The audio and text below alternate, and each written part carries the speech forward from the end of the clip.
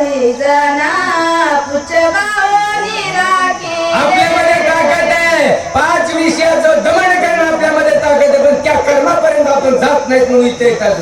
पहिल्या पायरीवर येतं काम आहे, क्रोध आहे, मद आहे, मत्सर आहे. जे योगी आहे, जे जपी आहे, जे तपी आहे, जे संन्यास शरण केलं आहे, ते दमन करतात या 5 विषयाचं. त्यांचं अजूनही नाव निघते. नाव सांगू का? तुकाराम महाराज आहे, ज्ञानेश्वर महाराज आहे, जनाबाई आहे, मुक्ताबाई केलं आहे. आता नाम नाही सांगत. अलीकडच्या काळात भगवान बाबा 5 विषयाचं दमन केलं ना, केलं का नाही केलं? माझ्या तोंडाकडे बघायला काय कर्म आहे, त्या कर्माला आपण जर चालत जाण्याचा प्रयत्न जर केला तर निश्चित उद्धार झाल्याशिवाय राहत नाही. मग आपण तिथपर्यंत जातच नाही. आणि पुन्हा शेवटाला म्हणायचं कसं झालं बाबा, चुकल या वर्ण फिरा.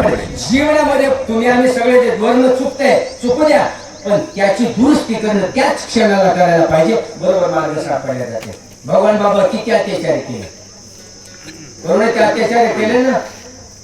ते नव्हते का माणूस? आपण आहेत का माणसं? आपण माणसं, तेही माणसं होती. पण त्यांनी जे कर्म केलं ते आपण कर्मापर्यंत जात नाही.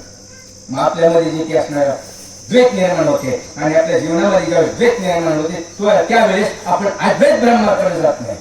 मग तुम्हाला आम्हाला अद्वैत ब्रह्माकडे जे जायचे याच्यासाठी कुणी काही म्हणू द्या, काही घेणं दिलं नाही बर का. कुणी काही म्हणू द्या, काही घेणं देणं नाही. आपलं कर्म फक्त सोडायचं नाही. उगाच 32 वर्ष झाले नाही तर उगाच झाले नाही तर